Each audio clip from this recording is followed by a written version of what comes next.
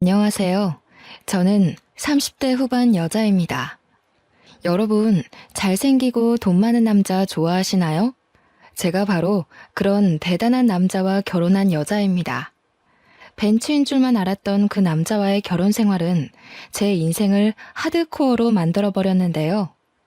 기가 막히고 코가 막힌 제 결혼 생활과 힘들었던 만큼 더 행복해진 그 이후의 이야기를 들려드리고자 사연 보내게 됐습니다. 저희 아빠는 의사였어요. 저는 아빠 얼굴을 본 적이 없습니다. 제가 태어나자마자 교통사고로 돌아가셨거든요. 아빠가 돌아가셨을 때 저희 엄마 나이가 고작 22살이었다고 해요. 본인도 어린 나이에 엄마는 어린 저를 업고 다니며 안 해본 일이 없었죠. 제가 조금 크고 나서는 외할머니가 저를 돌봐주셨어요. 외할머니는 다리가 좀 불편하셨어요. 손녀딸 밥을 해주려고 떠리로 나온 생선을 들고 절뚝거리며 걸어오시던 할머니.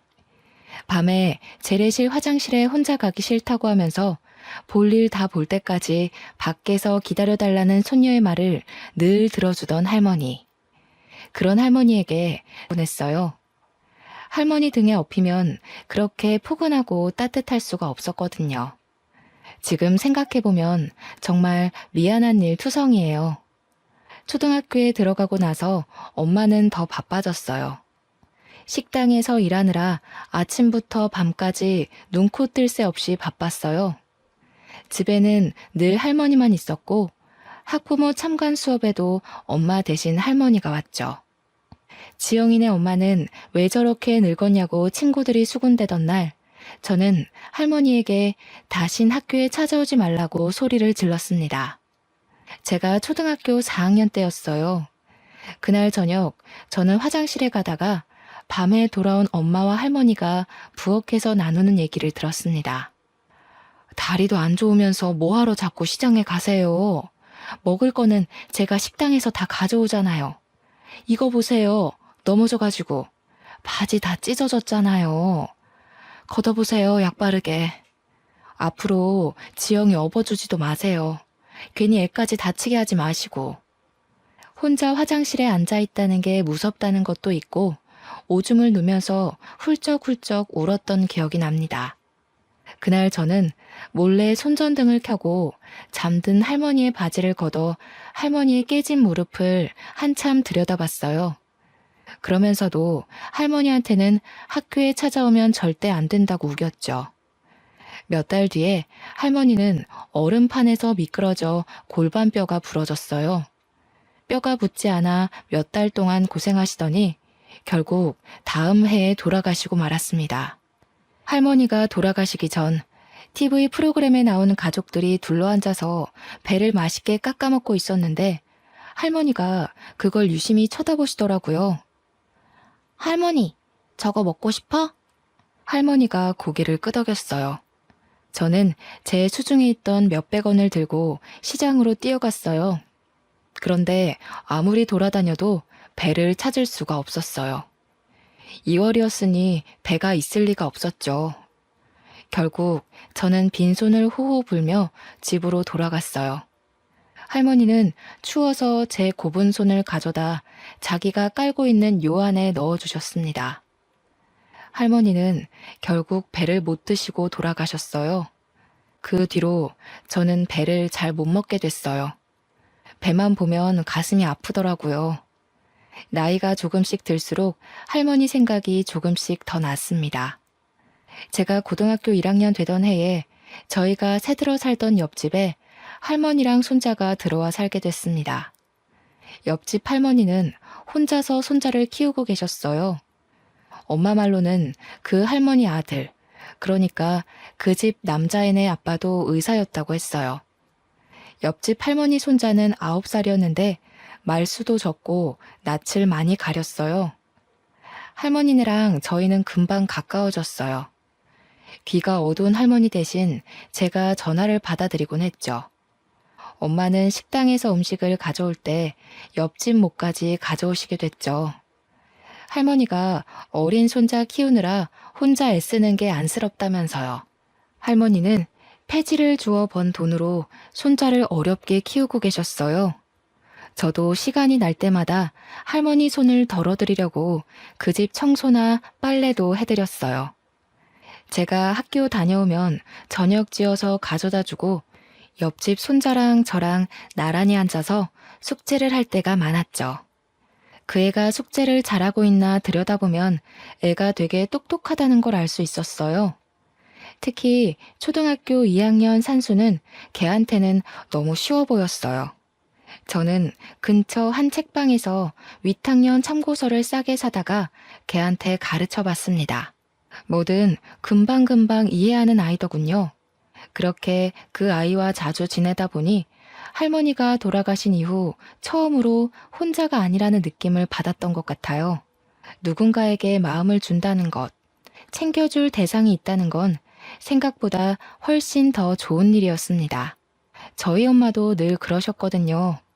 너보다 힘든 사람들에게 친절하게 대하고 따뜻한 마음을 가져야 한다고요. 그러면 좋은 일이 생길 거라고요. 한 번은 옆집 할머니가 목욕탕에서 미끄러져서 다리가 부러졌어요. 할머니가 제대로 움직이질 못하니 집안 살림이며 손자 밥 챙기는 것까지 제가 다 도와드렸습니다.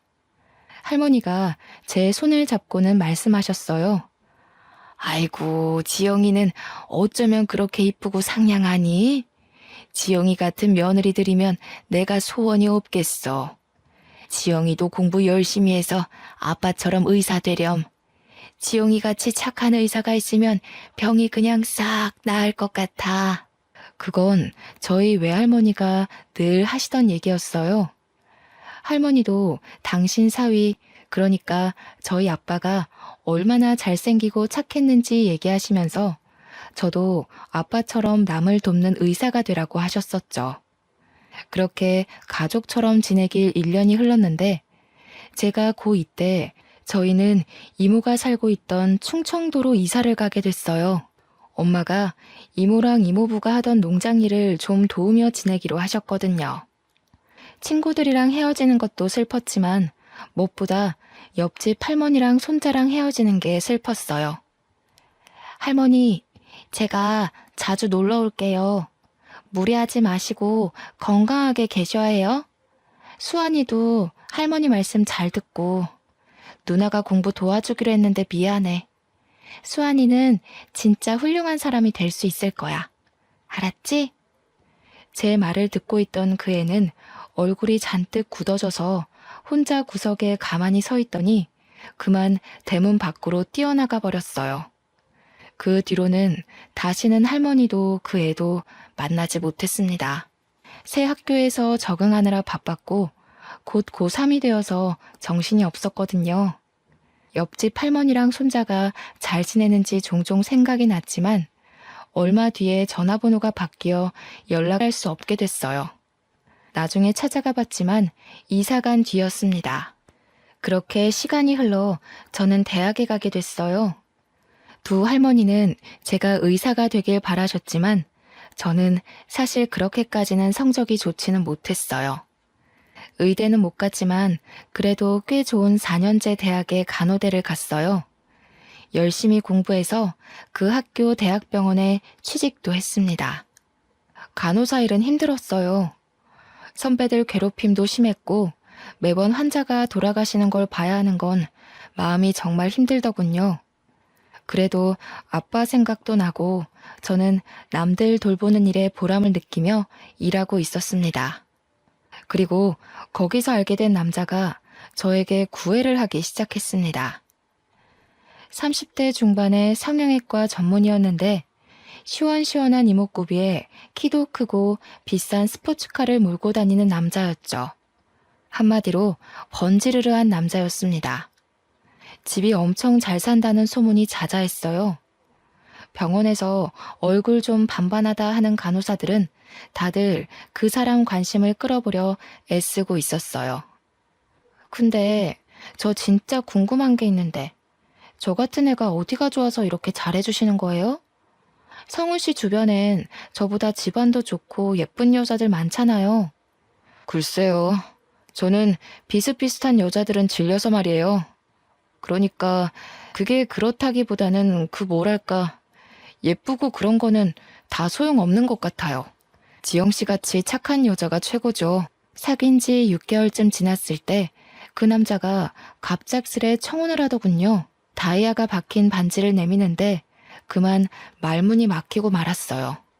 내 나이 35, 제 인생에 그렇게 비싼 반지를 받을 거라 생각해보지 못했거든요. 제 결혼은 처음부터 삐걱거렸어요. 시어머니는 식사 내내 저를 무슨 동물원 원숭이 마냥 안 입고 온 얼굴로 훑어보더니 결국 제가 잠깐 자리를 비운 사이에 남편에게 불만을 늘어놓고 있더군요. 아무리 아무나 못 드린다고 해도 그렇지. 어떻게 저렇게 빈티나는 애를 데려와? 저런 애들 우리 집안 돈 보고 달려들어서 어떻게든 빨아먹어보려고 기생충같이 들러붙는 거 몰라? 지영이는 진짜 그런 애 아니라니까요. 결혼 빨리 해야 하는데 그만 좀 하세요 진짜. 어휴, 고심 끝에 악수 둔다더니 제 아빠 닮아서 이상하게 촌스러운 여자들이나 좋아하지. 나중에 엄마 말 들을 걸 그랬다고 후회하지나 마라. 엄마는 너무 차이나는 결혼 아니냐면서 걱정을 하셨어요. 상견례 하고 나서부터는 더 걱정이 많아지셨죠. 지영아, 결혼은 신중하게 해야지. 아무래도 엄마는 마음이 좀 편치가 않네. 네 신랑도 그렇고 너무 잘난 집안인 것 같아. 우리 이쁜 딸 괜히 그 집안 사람들 등살에 속 썩는 거 아닌지. 너무 걱정하지 마세요. 부자들은 원래 자기 집에 누구 들일 때 깐깐하잖아요. 제가 들어가서 잘하면 생각이 바뀌실 거예요. 나 원래 어른들한테 이쁨 받는 스타일이잖아. 뭐가 그리 급했는지 남편 성화에 결혼은 번갯불에 콩 구워 먹듯 이루어졌어요. 병원에는 우리 둘이 결혼한다고 소문이 쫙 났고 절 질투하는 시선도 많았습니다. 전 아빠가 없이 자랐기 때문에 어릴 적부터 어서 빨리 저만의 따뜻한 가정을 꾸리고 싶다는 생각이 컸죠. 어쩌다 보니 나이만 잔뜩 먹었는데 이보다 더 괜찮은 남자를 만나기 어려울 거라는 생각을 했던 것 같아요. 괜찮을 거라고 엄마를 다독이면서 제 마음도 다독였던 것 같습니다. 하지만 그 집안 사람들이 좀 이상하다는 걸 알기까지는 오래 걸리지 않았어요. 부잣집 여자들은 자기들끼리 사교 모임을 하더군요. 시어머니는 거기에 저를 꼭 데려가야겠다고 하시는 거예요. 저는 그게 그래도 저를 가족으로 받아주려고 그러는 거라고 생각했어요. 그런데 그 반대였더군요.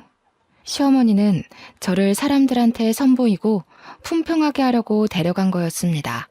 처음 모임에 간 날 화장실에서 만난 시누이가 자기 친구 앞에서 제 차림을 보면서 비웃을 때부터 알아봤어야 했죠. 어머 언니, 그건 어디 옷이에요? 설마 시장에서 산 거 아니죠? 무슨 소리예요 아가씨, 이거 백화점에서 산 거예요. 백화점? 아, 서민들은 백화점 할인대를 그렇게 좋아한다던데. 그거 다 팔다 남은 거 파는 거잖아요. 설마 그런 데서 산 거예요? 하기는 오빠는 대체 자기 와이프 제대로 된 옷 하나 안 사주고 뭐한대? 야, 너 왜 그래? 자존심 센 너네 엄마가 어른이 다 챙겨서 데려오셨으려고. 야, 우리 엄마가 어떤 분이신데 며느리 옷까지 챙겨서 데려와? 우리 엄마는 아주 철두철미한 분이라고. 세상에 공짜가 어딨냐 이거지. 사실 맞는 말이잖아. 우리한테도 절대로 뭘 공짜로 안 주는 분인데 오빠가 그런 것까지 닮았나? 쪽팔리게 와이프를 저렇게 다니게 하면 어떡해. 너무 심한 말을 들으니까 오히려 말이 잘 안 나오더군요. 저는 얼굴이 화끈해진 채로 식사 자리로 갔어요. 어머, 피부 좋은 것 좀 봐. 성훈이가 만나던 여자들이랑은 그 뭐랄까 종류가 완전히 다르네. 그러게요. 성훈이 원래 글래머러스한 스타일 좋아하지 않나? 대체 무슨 바람이 불었대? 나도 그게 의문인데 그래도 뭐 장점이 있겠지 하면서 보는 중이야. 자기들도 좀 봐줘. 물건도 마음에 안 들면 반품하는데 내 아들 인생 망치는 일 없게 하려면 질이 어떤지 빨리빨리 뜯어봐야 하잖아. 아유, 미연 씨도 참 말 돌려 안 하는 건 알아줘야 한다니까. 성훈이가 이 여자 저 여자 만나고 다녀도 공부는 잘했잖아. 그래도 머리가 있으니 생각을 했겠지. 부자들은 생각하는 게 좀 다른 걸까요? 정말 다시는 가고 싶지 않은 자리였습니다. 남편과 사는 고급 맨션은 보기에나 번쩍번쩍하지 살기에 좋은 곳은 아니었습니다. 숨이 막히는 곳이었죠. 소박하지만 마당에 꽃도 키우고 상추도 키우며 마당에 앉아 가족들이랑 이웃이랑 도란도란 이야기를 나눌 수 있던 옛날 집이 그리웠어요. 결혼한 지 채 2달도 되지 않아 남편은 밥 먹듯 외박을 하기 시작했습니다. 외박을 하지 않는 날이면 술 냄새를 잔뜩 풍기고 새벽에 들어오기가 일쑤였죠. 어디 갔다 왔냐고 물어보면 하는 말이 인생의 즐거움을 찾으러 갔다 왔다나요? 그 사람이 말하는 즐거움이라는 게 뭔지 아는데도 오랜 시간이 걸리지 않았죠. 여자 향수 냄새를 잔뜩 묻히고 오기가 일쑤였으니까요. 하루는 금방 온다고 해놓고 안 오길래 새벽에 지하주차장에서 기다리고 있었어요. 남편 차가 들어오길래 반가운 마음에 가까이 가려는데 웬 여자가 술에 취해 몸도 못 가누는 남편을 부축해서 내리더군요. 전 주차장에 서서 굳어버렸습니다. 후들후들 떨리는 다리에 겨우 힘을 주고 집에 들어갔더니 남편은 소파에 널브러져 있더군요. 남편 주머니에서 핸드폰을 꺼내 열어봤어요. 미진이, 희영이니 하는 수많은 여자들과 전화와 문자를 주고받은 걸 보고 할 말을 잃었어요. 그날 뜬 눈으로 밤을 지새웠습니다. 저번에 그 여자는 누구야? 당신 새벽에 온 날 옆에 웬 여자가 같이 왔던데? 언제? 새벽에 들어온 날이 하도 많아서 모르겠는데. 안 들어온 날이 더 많던가? 집이 너무 지루해서 말이야. 오고 싶어야 말이지. 지루해서 그렇게 이 여자 저 여자 건드린다는 거야? 누구 말하는 거지? 왜? 안 돼? 그러니까 당신이 좀 안 지루하지 그랬어. 당신 같은 여자는 좀 다를 줄 알았는데 하나도 다를 게 없더라고. 결혼이 이렇게 재미없을 줄이야. 지금 그걸 말이라고 해? 당신 진짜 제정신이야? 재미없으면 무슨 짓이든 다 해도 돼? 하면 안 되는 이유는 또 뭔데? 간통죄로 고소하려고? 하려면 해봐. 빈손으로 와서 내 집에 빌 붙으면서 그 정도도 못 참아주냐?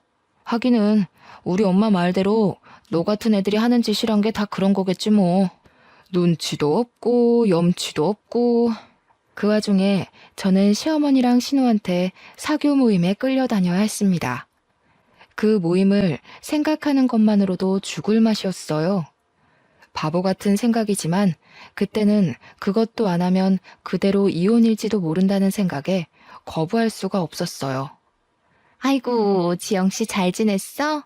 어떻게 얼굴이 좀 안 좋아 보이네? 하기는 성훈이 같은 남자랑 살기가 쉽지 않지? 시어미도 시어미인데 성훈이가 진짜... 성훈이가 우리 딸 싫다 그러길 천만 다행이었달까? 요즘 일이 힘들어서요. 세화 아주머니는 잘 지내셨어요? 아주머니는 갈수록 더 이뻐지시는 것 같아요. 나? 내가? 어머, 고마워. 남들이 그렇게 말하면 빈말 같은데 지영씨가 말하면 진짜 같다니까. 그렇게 말해주니까 내가 또 좀 미안해지네. 지영씨는 뭐 진짜 같이 말하는 기술이라도 있는가 봐? 진짜예요. 얼른 들어가요. 다들 기다리고 있겠어요. 왜 이제 오니? 아이고, 저 꼬락서니 옷 못 입는 건 여전하구먼. 우리 집안 이제 백화점이랑 장학재단도 운영해야 하는데 저런 애가 성훈이 옆에 있어야 한다니 앞날이 아주 그냥 캄캄하네. 진짜야? 그거 다 성훈이네한테 물려주는 거 맞아? 결혼도 했는데 여태까지 안 물려주는 거 보면 뭐 다른 수가 있는 거 아니었어? 이 여편 네들이 알지도 못하면서 그 촌스러운 노인네가 그 많은 재산 가지고 뭘 하겠어? 그냥 욕심나서 안 주고 있는 거지. 어차피 얼마 살지도 못할 거 왜 그렇게 끌어안고 있는지 물려줄 데도 없으면서 이승에 무슨 미련이 남아서 그날까지 펄펄 살아있는지 원. 펄펄 살아있는 건 아니지. 그때 입원하느라 성훈이 결혼식에도 참석 못하셨잖아. 그나저나 그 노인네 요새는 어디서 지내시나? 울 시엄마도 슬슬 양로원으로 보내야 할 텐데. 그 외에 고려호텔 양로원이 괜찮다던데. 그 할망구는 그런데 안 가. 그런데라도 좀 박혀 있었으면 좋겠는데 어찌나 촌스러운지. 그런 데는 답답해서 못 있는다나? 맨날 집에 돌아갔다가 탈나서 병원에 입원하잖아. 아유, 진짜 누가 성훈이 할머니인 줄 알까봐 겁난다니까. 아, 그 할머니 고집만큼 목숨줄 질긴 거는 우리가 다 알지. 자기가 고생이 많아. 얼른 물려줘야 성훈이가 병원도 차리고 할 텐데. 뭐 90이 다 된 할망구가 버티면 얼마나 버티겠어. 우리는 그냥 조금만 기다리면 좋은 날이 오겠거니 하면서 참고 견디고 있어. 문제는 얘지. 도대체 언제까지 저렇게 촌스러울 건지 원. 에이, 왜 그래. 지영이같이 자연스러운 애들이 진짜 이쁜 거지. 솔직히 성훈이가 만나던 여자들 다 성형빨이었잖아. 자연스럽긴 개뿔이 자연스러워. 요즘엔 빈티나고 촌스러운 걸 자연스럽다고 하나 보지? 왜? 네 딸 못생겼다고 성훈이가 퇴짜 놓은 게 아직도 분한가 봐? 솔직히 말이 나왔으니까 말이지. 내 아들처럼 잘난 애가 도대체 왜 저렇게 아무것도 볼 게 없는 여자랑 살아야 해? 그 사람들 틈에 있다가는 저까지 정신이 이상해지는 거 아닌가 싶더군요. 저는 그래도 병원에서는 이성을 잃지 않으려고 노력했어요. 교대 근무를 하면서 환자들한테 시달리다 보면 간호사들도 힘들고 짜증이 나기 마련이거든요. 저는 엄마의 가르침대로 절대 환자들에게 짜증내지 않고 친절하게 대했어요. 제가 아무리 힘들어도 아픈 건 환자들이니까요. 어느 날 같은 병원에서 일하는 간호사 친구가 저를 찾아왔어요. 밥을 하나도 안 먹는 환자가 있다면서요. 우리과 간호사들 다 포기했어. 네가 할머니들한테 잘하잖니? 한번 얘기 좀 해봐. 저러다 돌아가시겠어. 가봤더니 비쩍 마른 할머니 한 분이 계시더군요. 다리가 부러지셨는데 입맛이 없다면서 하루에 한 끼도 제대로 안 드신다는 거였어요. 저는 어릴 때 저희 할머니가 다쳐서 누워 계셨던 모습이 생각나서 마음이 찡했어요. 할머니 손을 잡고 왜 밥을 안 드시냐고 물어봐도 할머니는 대답을 안 하셨어요. 걱정이 되어서 저는 하루에 2번씩 할머니를 찾아갔어요. 며칠 동안 할머니는 한마디도 안 하셨어요. 할머니, 안녕하셨어요. 오늘 날씨가 참 좋죠? 오늘 고등어 반찬이 나왔던데 식사는 좀 하셨어요? 저는 고등어를 좋아해요. 저 어릴 때 저희 할머니가 저 주시려고 자반 고등어를 얻어오시곤 했거든요. 저는 지금도 그때 먹었던 고등어 반찬이 세상에서 제일 맛있는 음식이었던 것 같아요. 그때까지 꿈쩍도 안 하시던 할머니가 갑자기 치마 속을 뒤지시더라고요. 할머니는 치마 속에 숨겨놨던 박하사탕 하나를 꺼내더니 제게 주셨어요. 이거 저 주시는 거냐고 했더니 말없이 고개만 끄덕이셨어요. 저는 그 사탕을 소중히 품고 집에 돌아갔습니다. 다음 날 할머니에게 또 찾아갔어요. 사탕 맛있게 잘 먹었어요, 할머니.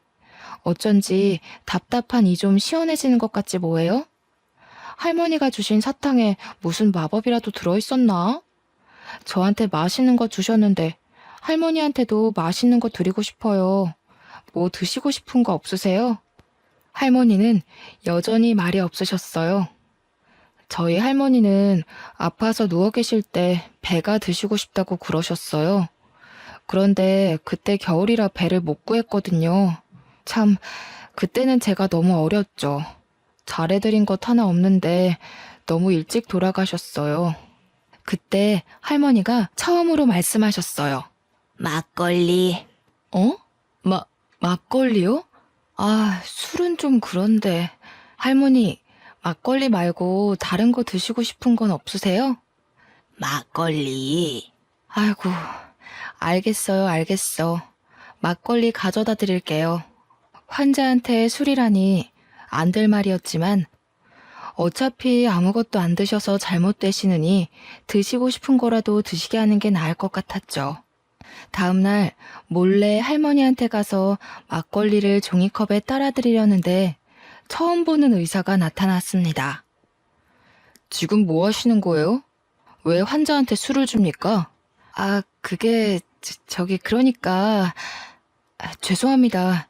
전 그냥 할머니가 너무 드시고 싶다시길래 할머니, 막걸리는 안 된다고 했잖아요. 병원에서 술 드시면 안 되는 거 모르세요? 아, 다른 걸 드시라니까 진짜. 안 먹어. 안 먹는다니까. 막걸리 줘. 저렇게 드시고 싶다는데 딱 한 잔만 드리면 안 될까요? 안 되는 건 아는데 이거 드시면 입맛이 도실지도 모르잖아요. 식사 안 하시는 게 너무 신경이 쓰여서 그래요. 제발요. 아, 진짜 안 되는데. 결국 저는 할머니에게 막걸리를 드렸어요. 정말 다행인 건 그날 할머니가 저녁 식사를 하셨다는 거였습니다. 저를 말리던 의사는 새파랗게 어린 인턴 의사였어요. 그 인턴도 할머니가 걱정이 돼서 자주 가보는 모양이더라고요. 남편의 바람기는 계속됐어요. 급기야 집에 여자들을 끌어들이기까지 했습니다. 정말이지 기가 막히고 코가 막혔습니다. 내가 아무리 무시를 당하고 살아도 그렇지 이렇게 대놓고 여자를 끌어들이다뇨. 저는 또 뜬 눈으로 밤을 지새워야 했어요. 아무리 이혼이 무서워도 더는 이렇게 숨막히게 살고 싶지 않았습니다. 저는 다음 날 병원에서 좀 떨어진 부동산에 찾아가 원룸을 하나 얻었어요. 당장 입을 것만 챙겨서 원룸에 들어갔습니다. 원룸에 누워 천정을 보고 있자니 제 신세가 처량해서 헛웃음이 나올 지경이더군요. 그냥 내 둥지를 만들고 싶었던 것뿐인데 어쩌다 이렇게 됐지? 앞으로 어떻게 해야 하지? 그때 퍼뜩 그런 생각이 들었습니다. 제가 그런 남자랑 살고 있는 걸 할머니가 아시면 얼마나 슬퍼하실까 하는 생각 말이에요. 다음 날 아침 저는 집에 들어가 술에 취해 자고 있는 남편을 깨워 이혼하자고 말했어요. 결혼한 지 고작 6개월이 넘었을 뿐이었죠. 너무 빨리 이혼하면 위자료를 못 받을 수 있다는 말도 있었지만 그런 게 중요한 게 아니란 생각이 들었어요. 그런데 남편이 싫다는 거였습니다. 이유가 가관이었습니다. 아, 좀 기다려봐. 뭐 이렇게 급해? 이혼하면 그 할망구가 재산 안 물려줄지도 모른단 말이야. 결혼하면 금방 줄 줄 알았는데. 콩고물이라도 받으려면 더 참고 견뎌야지. 안 그래? 세상에 공짜가 어딨어? 그날 저녁 근무가 끝나고 원룸에 들어가 사탕 할머니가 주신 박하사탕을 들고 바깥으로 나갔어요. 가슴이 답답해서 바람이라도 쐬려고요. 거기서 사탕 할머니 때문에 알게 된 인턴이를 만났습니다. 알고 보니 옆집에 그 인턴이가 살고 있었더라고요. 그 사람은 아무것도 묻지 않고 제 옆에서 별을 보고 있었습니다. 제가 결혼한 걸 알 텐데 왜 혼자 원룸에 사는 건지 물어보지 않는 게 참 고마웠어요.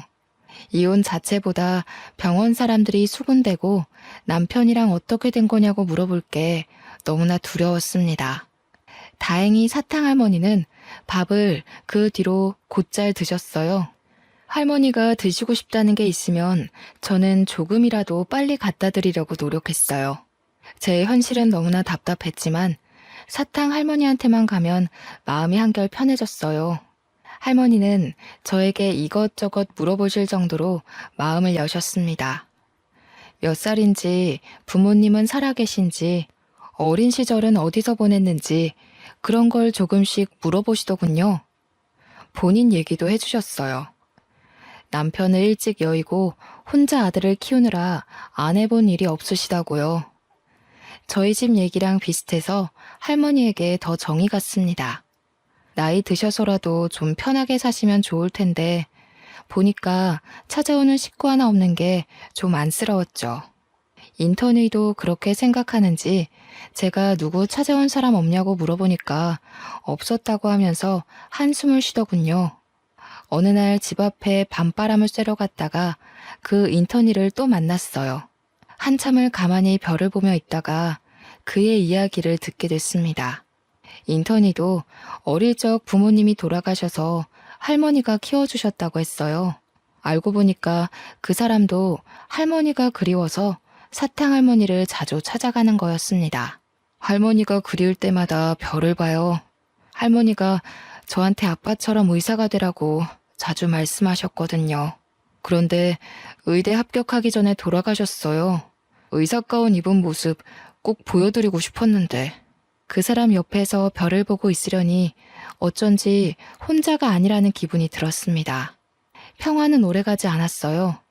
며칠 뒤 병원에서 저는 남편이 갓 들어온 어린 간호사를 데리고 약품 창고로 들어가는 걸 목격하고 말았습니다. 남들 시선도 시선이지만 어린 간호사가 제 남편에게 잘못 놀아날지도 모른다는 생각에 말려야 할 것 같았어요. 문을 벌컥 열었습니다. 여기서 뭐 하는 거야? 남들 보면 어쩌려고. 진짜 사람들한테 망신당해야 속이 시원하겠어? 거기 신입도 이 사람하고 엮이지 말아요. 입사하자마자 사람들 입방아에 오르내리고 싶어요? 어허, 이거 집 나간 여자가 왜 말이 많아? 난 어차피 여기 나가서 병원 개원할 거라 상관없는데? 집에서 바가지를 못 긁으니까 밖에서라도 괴롭히는 거냐? 그렇게는 안 되지.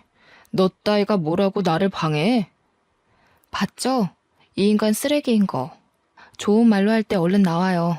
거참 말 더럽게 많네. 너는 그냥 입 다물고 내 대회용 와이프 노릇이나 하면 돼. 재미없어도 내가 데리고 살아준다잖아. 앞으로 백화점도 생기고 재단도 생길 텐데 뭔 불만이 그리 많아? 그냥 입만 다물고 있으면 된다니까. 저는 결국 약품 창고 문을 닫고 나왔습니다. 괜찮은 줄 알았는데 결국 눈물이 흐르더군요.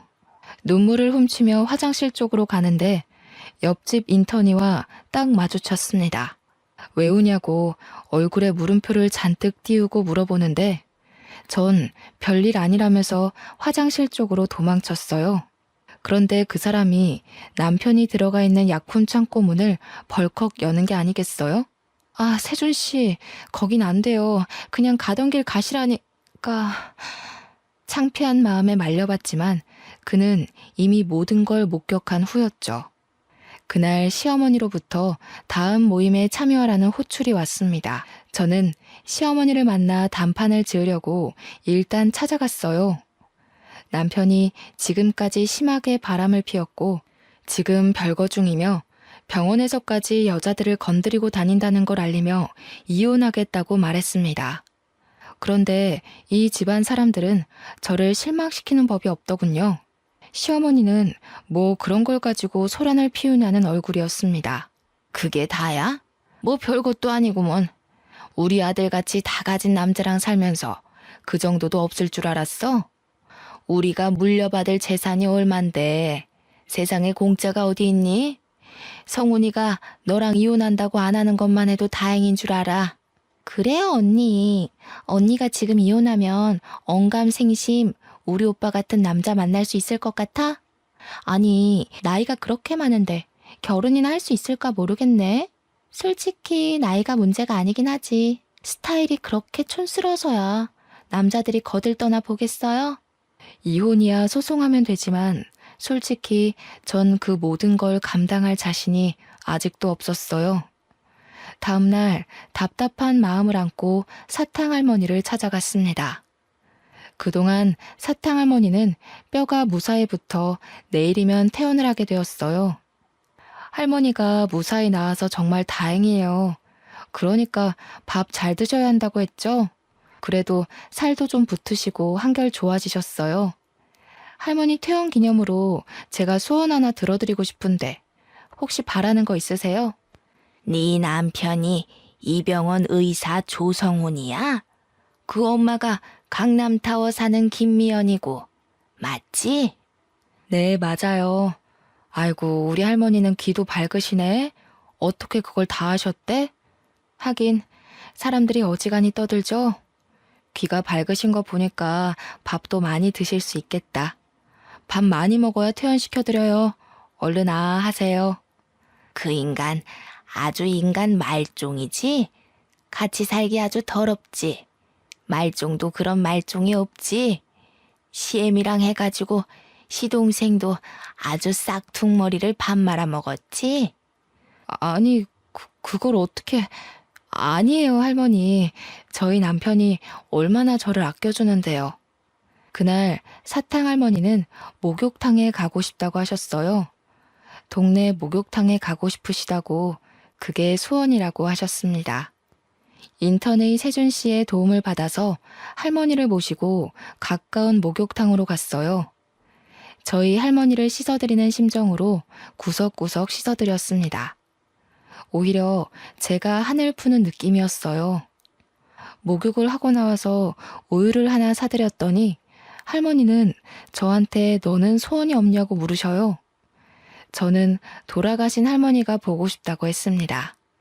제 소원은 돌아가신 할머니에게 배를 사드리는 거였으니까요. 사실은 제가 지금 이혼을 해야 할 것 같거든요. 정말 좋은 가정을 꾸릴 수 있을 줄 알았는데 제가 겉모습만 보고 단단히 착각한 거였어요. 결혼한 남자를 고를 때는 저희 엄마 말대로 신중하게 생각을 했어야 했는데 제가 정말 바보였어요. 그러게, 너 같은 애가 어쩌다 그런 인간 말종이랑 결혼을 했어? 엄마가 말릴 때 들었어야 했는데 이제 와서 이혼한다 그러면 엄마가 얼마나 속상해 하실지. 저는 그렇다 쳐. 엄마가 속상해 하실 거 생각하면 시어머니가 그 집 사람들이 저를 투명인간 취급해도 참아야 하는 거 아닌가 하는 생각이 들어요. 참긴 뭘 참아. 네가 무슨 열부라고 그딴 것들을 참고 있어? 이혼 그거 별거 아니여. 내가 살아보니까 말이여. 세상에 별일이랄 거 하나도 없어. 그저 자기 사람들하고 재밌게 살면 되는 거요. 네가 엄마 때문에 그런 놈이랑 이혼 못한다는 거 알면 네 엄마가 퍽이나 좋아하겠다. 할머니가 핀잔 주듯 말씀하시긴 했지만 그렇게라도 털어놓으니 마음이 한결 홀가분하고 할머니 말씀이 맞는다는 생각이 들었어요. 다음날 사탕 할머니한테 가보니 이미 태어나신 후였어요. 그런데 간호사 하나가 저한테 김양순 할머니가 전해주라고 했다면서 봉투 하나를 건네더군요. 봉투 안에는 A4 용지에 인쇄된 편지가 한 장, 그리고 유언장이 들어있었습니다. 변호사가 할머니 대신 작성한 편지와 유언장의 내용인 즉슨 저한테 유산의 반을 물려주겠다는 거였습니다. 지영이 보거라. 나는 내 나이 20도 안 되어 애아빠를 먼저 보내고 안 해본 일이 없이 살았다. 열심히 하면 나라고 떵떵거리며 살지 못하리라는 법이 없으리라고 생각했어. 안 해본 일이 없었지. 닥치는 대로 일했단다.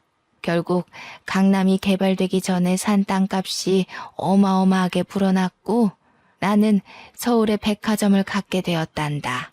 부자가 되어 떵떵거리는 거 그게 그렇게 소원이었는데 그것도 별거 아니더구나. 남편을 일찍 보낸 것도 모자라 아들까지 일찍 보내고 나니 정말 사는 낙이 없었어. 돈이 아무리 많으면 뭐하겠니? 즐거운 일을 나눌 사람이 없는데. 짧은 시간이었지만 너랑 세준이를 만나서 참 행복했단다. 내 증손주조차 내가 저 일하는 병원에 입원해도 창피하다고 한 번도 찾아오지 않았는데 너희들이 매일같이 찾아와줘서 얼마나 즐거웠는지 모른다. 특히 지영이 네 덕에 몇십 년 만에 사는 재미를 느껴봤다. 내 증손주가 네 남편 조성훈이다. 증손자 며느리인 줄 알았으면 진작에 말을 해줄걸. 우리 아들은 반듯한 애였는데 손자나 증손자가 왜 그 모양인지 모르겠다. 조성훈이라는 녀석 아무리 고쳐 쓰려고 해도 어려운 몹쓸 놈인 거 내 속속들이 잘 알고 있다.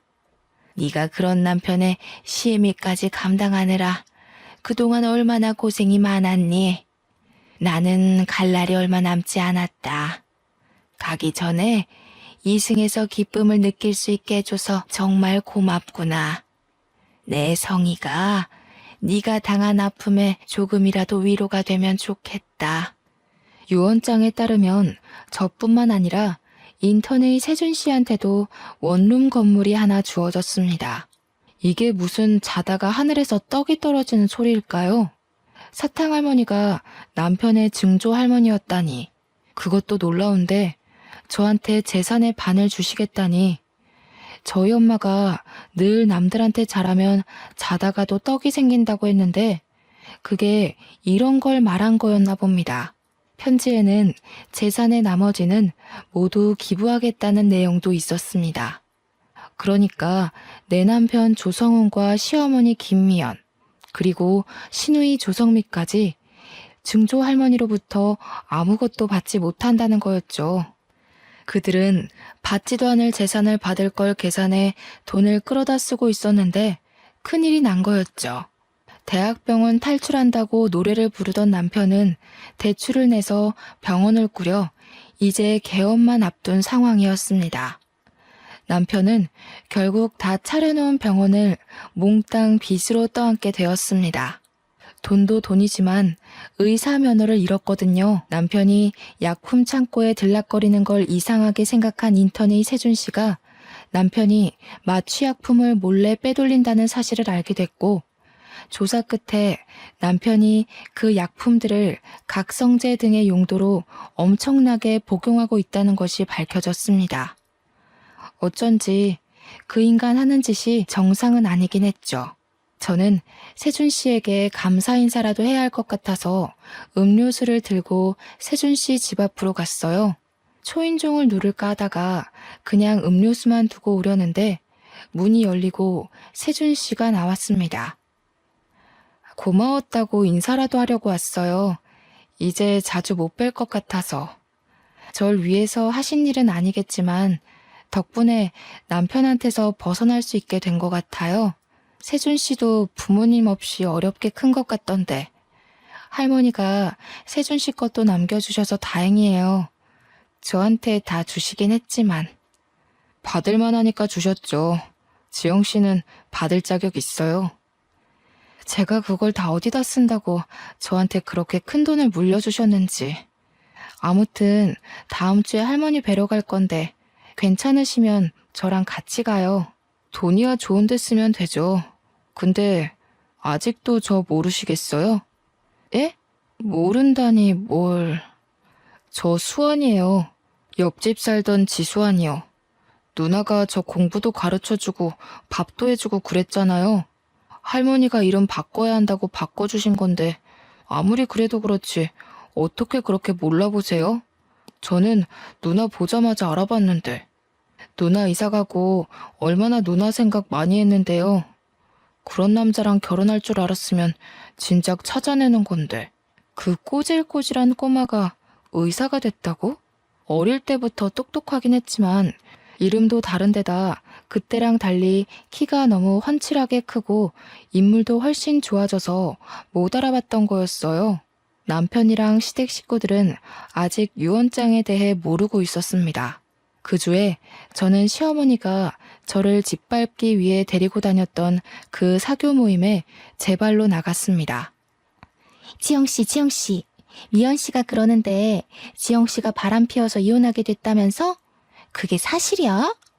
아무리 봐도 지영씨가 그럴 사람이 아닌 것 같아서 말이야. 미연씨가 거짓말한 거지? 하긴 그 여자 거짓말이야. 하루 이틀 들은 게 아니니까. 저는 들어가자마자 유언장 사본을 시어머니에게 던져버렸습니다. 바람을 피우긴 누가 피워요?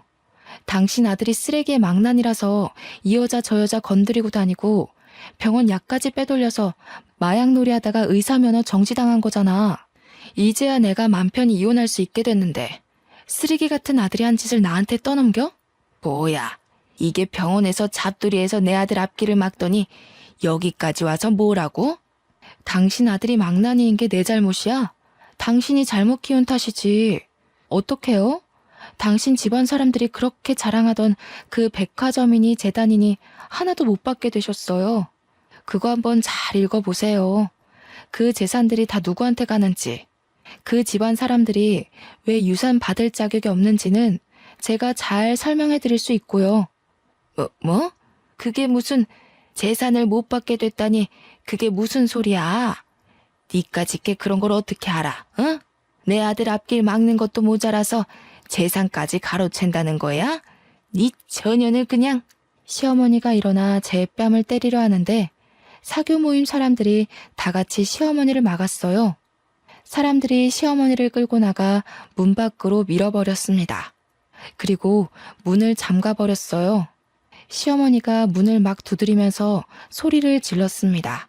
자기들이 나한테 어떻게 이럴 수 있어? 이러고도 후회 안 할 것 같아? 되게 시끄럽네 진짜. 진작에 끌어냈어야 하는 건데 저 품이 없는 소리 듣는 것도 하루 이틀이지 귀가 썩을 것 같았다니까. 맞아요, 맞아. 아유, 진짜 어찌나 천박한지. 우리가 어이없어서 어떻게 하나 보려고 어울려주는 것도 모르고 자기가 무슨 여왕님이라도 된 것처럼 굴잖아.